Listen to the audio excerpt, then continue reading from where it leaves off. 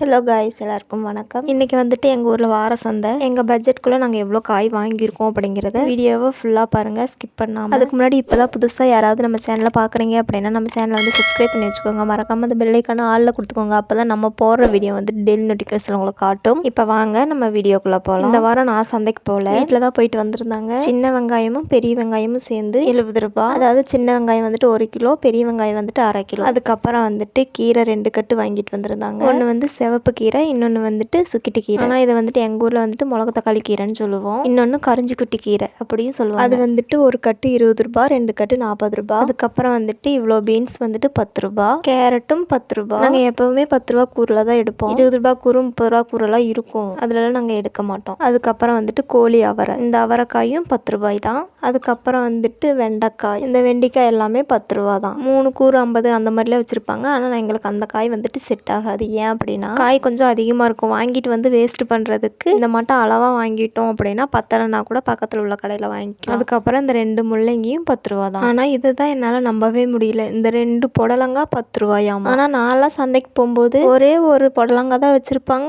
அது 20 ரூபா சொல்லுவாங்க. அதுவும் இதை விட சின்னதாக தான் இருக்கும். அப்படி இல்லாட்டி கிலோ கணக்கில் எடுத்துக்கிற மாதிரி வச்சுருப்பாங்க. இல்லாட்டி ஏதாவது ஒரு கடையில் மட்டும்தான் அந்த 10 ரூபாய்க்கு வந்துட்டு அந்த ஒரு புடலங்காய் கொடுப்பாங்க. ஆனால் 1 வாங்கிட்டு வந்துருந்தாலே கரெக்டாக இருக்கும். ஆனால் 2 இருக்குது. ஆனால் என்னால் நம்பவே முடியல. மறுபடியும் கேட்டுகிட்டே இருந்தேன், இந்த 2 புடலங்காய் 10 ரூபாயா, அந்த 2 புடலங்காய் 10 ரூபாயா அப்படின்னு சொல்லிட்டு கேட்டுகிட்டே இருந்தேன். அதுக்கப்புறம் வந்துட்டு இந்த ஒரு சொரக்காயும் 10 ரூபா, பெரிய சொரக்காய் தான். இந்த சொரக்காய் கூட தட்டைப்பயிர் போட்டு செஞ்சால் சூப்பராக இருக்கும். அதுக்கப்புறம் வந்துட்டு நாங்கள் 1 வீக் விரதத்தில் இருக்கிறதுனால நான்வெஜ் எதுவுமே சாப்பிட மாட்டோம். அதனால சரி காளான் வாங்கிட்டு வாங்க அப்படின்னு சொல்லியிருந்தேன். எப்போவுமே அந்த பட்டன் காளான், இந்த மொட்டு காளான் மாதிரி இருக்கும் பார்த்தீங்களா, அதுதான் வாங்கிட்டு வந்து சமைப்போம். இந்த சிப்பி காளானோட டேஸ்ட் வந்துட்டு சூப்பராக இருக்கும்னு சொல்லிட்டு நான் ஒரு யூடியூப்பில் பார்த்தேன், ஒரு வீடியோவில் பார்த்துருந்தேன். அதனால் இன்றைக்கி வந்துட்டு சிப்பி காளான் வாங்கிட்டு வந்திருந்தாங்க. காலையில் தான் செய்ய ஃபர்ஸ்ட் டைம் வாங்கியிருக்கோம். இந்த காளான் இப்படி தான் இருக்குமான்னு எனக்கு தெரியல, உங்களுக்கு யாருக்காவது தெரிஞ்சுன்னா சொல்லுங்க. அதுக்கப்புறம் வந்துட்டு நான் செவ்வந்தி பூ தான் வாங்கிட்டு வர சொல்லியிருந்தேன். ஆனால் அவங்க வந்துட்டு ரோஸ் வாங்கிட்டு வந்திருந்தாங்க. சாமிக்கு வைக்கலான்னு வாங்கிட்டு வர சொல்லியிருந்தேன். அதுக்கப்புறம் பரவாயில்ல, பட்டன் ரோஸும் அதுக்கப்புறம் வந்துட்டு இந்த மல்லிகைப்பூவும் வாங்கிட்டு வந்திருந்தாங்க. மல்லிகைப்பூ வந்துட்டு 30 ரூபா, ரோஸ் வந்துட்டு 20 ரூபா. ஃப்ரூட்ஸ்ன்னு பார்த்தா கொய்யாப்பழம் வாங்கிட்டு வந்திருந்தாங்க.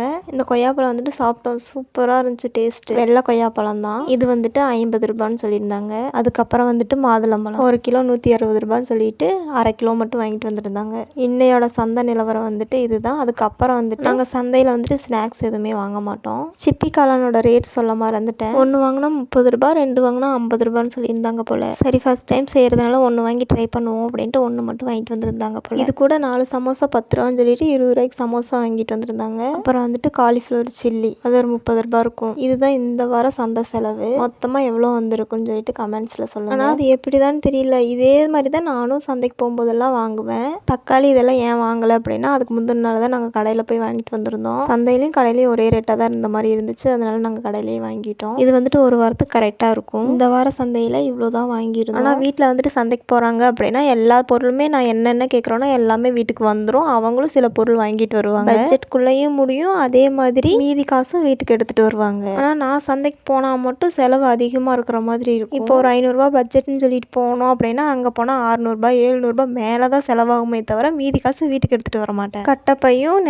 நிறையாது. ஆனால் இன்னைக்கு இவங்க சந்தைக்கு போயிட்டு வந்துட்டு கட்டப்பை ஃபுல்லாக நிறைஞ்சிருச்சு. கட்டப்பை எவ்வளோ இருக்குது பாரு, எவ்வளோ வந்திருக்குன்னு சொல்லு அப்படின்னு சொல்லிட்டு என்னைய வந்துட்டு கலாய்க்கிற மாதிரி பேசிகிட்டு இருந்தாங்க. 350 ரூபாயோ 380 ரூபாயோ சொன்னாங்க. நிஜமாவே நான் போயிருந்தா கூட இவ்வளோ இதுக்கு வாங்கியிருக்க மாட்டேன். எப்படியோ நமக்கு பட்ஜெட்குள்ளே வாங்கணும், ஒரு வாரத்துக்கு கரெக்டாக வரும். அதுக்கப்புறம் வாங்கிட்டு வந்த வெங்காயத்தை எல்லாம் அதோட கூடையில் எடுத்து போட்டு காய்கறியெல்லாம் ஒரு கவரில் போட்டு ஃப்ரிட்ஜுக்குள்ளே எடுத்து வச்சாச்சு. சந்தைக்கு போகணும் அப்படின்னா நம்ம பட்ஜெட்குள்ளே வாங்கணும் அப்படிங்கிறதையே தெரிஞ்சுக்கணும். அதே மாதிரி காய்கறி வந்துட்டு எல்லா இடத்துலையுமே ஃப்ரெஷ்ஷாக இருக்கா, எங்கே ஃப்ரெஷ்ஷாக இருக்கும் அங்கே வாங்கிக்கலாம். அதே மாதிரி விலையும் எப்படி இருக்குன்னு பார்த்துட்டு வாங்கணும். உடனே ஃபஸ்ட்டே வாங்கிட்டோம் அப்படின்னா பட்ஜெட் வந்து இடிக்கும். இந்த வாரத்துக்கு என்ன சமைக்கிறோமோ தேவையான காய் மட்டும் வாங்கிட்டு வரணும். அதுக்கப்புறம் சந்தைக்கு போயிட்டு வந்தோடனே நான் வீட்டில் வந்துட்டு பீக்கங்காய் தோல் துவையல் செஞ்சு வச்சுருந்தேன். மாவாட்டி வச்சுக்கிறதுனால நைட்டுக்கு தோசை ஊற்றிக்கலாம் அப்படின்ட்டு வந்தோடனே சாப்பிட்டோம். அதுக்கப்புறம் தான் வீடியோ எடுக்கவே ஸ்டார்ட் பண்ணேன். இந்த வீடியோ உங்களுக்கு பிடிச்சிருக்குன்னு நினைக்கிறேன். அடுத்த ஒரு வீடியோவில் பார்க்கலாம். அது வரைக்கும் பாய்.